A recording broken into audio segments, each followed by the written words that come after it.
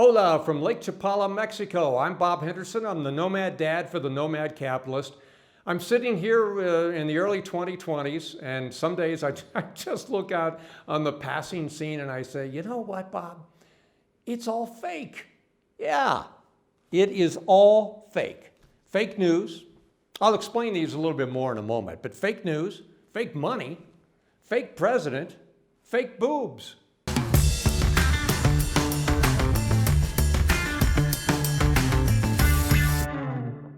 Well, let me explain what I mean by some of what I see as being fake. We all know about fake news. It comes from the left, comes from the right. You know, I have been to events over the years, and then I'll read about it, and this was many years ago, where I'd read about it in the newspaper, and I'm saying, that wasn't what I saw. It could be an event of some sort. It could be a sports event, a news event. I didn't see that. So it's kind of interesting, and maybe that was the beginning of fake news. I began to notice that a little bit in the 1980s. But there clearly is fake news, which I think is part of the reason the country is so polarized. I mean, you got the left-wing news organizations, be they on television or in print or whatever you see in social media, and then you have those on the right, and you could have the same story, and most of the time you would think that, you know, it's two different things that we're talking about. No, it's this story, but this slant comes out on the left, this slant comes out on the right, and everybody thinks their point of view is the only point of view because that's what the point of view was that was presented. I think that's a big part of the fake news. And so we can't talk to one another anymore. And of course, the cancel culture, if you say something against the orthodoxy, you're done forever. This is a huge problem. But we all know about that. Fake money. Well, let me say this. Any society where Bitcoin is doing as well as it is, and I'm sorry, you Bitcoiners, I'm a hodler a little bit myself, but, you know, come on. If things were healthy with money, do you think Bitcoin would be soaring like it has? I really don't think so. So, fake money. And it's not just fake money in the US. Central banks around the world are printing reserves, not money per se, but reserves to go on the banks, balance sheets. But the printing presses are running 24/7. It's everywhere. We've seen it before. I mean, you see it in the 20s in Weimar Republic, Germany, for instance. I don't know if that's where we wind up, but it's possible. You saw it in Argentina. I pointed out earlier a few weeks ago that Argentina 100 years ago was the fourth wealthiest country in the world. Look at them now. They printed too much money because they decided they could have a free lunch and they didn't need to work anymore. Well, we have a fake president. And I'm not saying that he wasn't elected. I don't know the answer to that. I'm not going down the road of it was stolen and that sort of thing. There's fraud in every election. Was it enough to turn? I haven't seen any conclusive evidence. I could be wrong. But I say fake in the sense that he's not really out there. And his handlers will not let him take questions from the press. And he reads everything off a teleprompter. Who's really the president?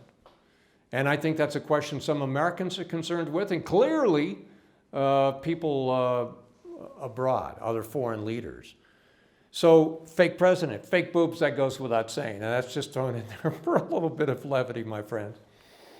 So all this reminds me a little bit, I was thinking not too long ago, I've got Amazon Prime and I was searching around for a show and I stumbled on this show called The Man in the High Castle.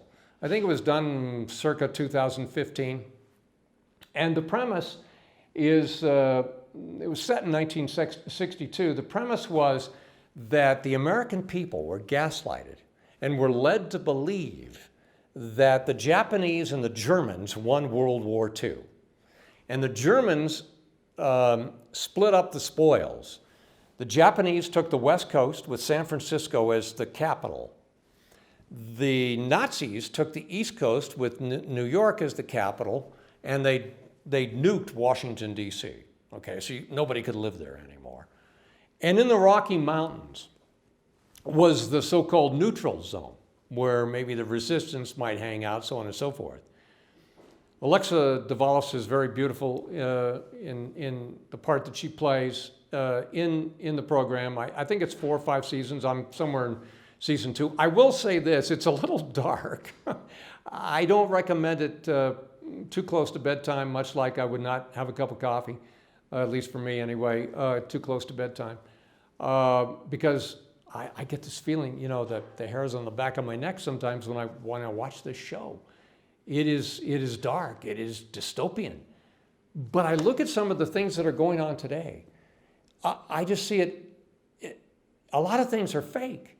And it's almost like Pravda in Russia, where the media, which I think some of the government is dictating some of what goes in the media.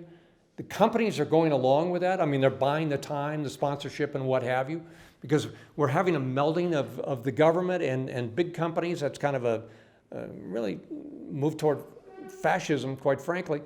And I look at this show and I say, is this the sort of thing that we're beginning to see come about in the United States, where we are being totally gaslighted, and what we're being fed is just not true at all? The Japanese and the Germans did not win World War II, yet these people in this program thought that they were. But there was this man in the high castle who apparently had tapes that showed something different. But obviously the Japanese and the Nazis didn't want anyone to have access to that, because they wanted to continue to gaslight the public. So it's kind of an interesting show, a free plug for The Man in the High Castle on Amazon Prime.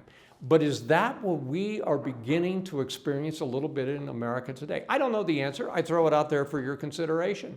And we'll talk again next time. So nice to have you here. I'm Bob Henderson, the Nomad Dad for the Nomad Capitalist. Don't stop now. We've got well over 1,000 more videos here on YouTube for you to watch and learn how to go where you're treated best. And if you want to work with Nomad Capitalist personally, go to nomadcapitalist.com/apply, learn about our unique, tried and true process, garnered over years of experience, and learn how you can become our client.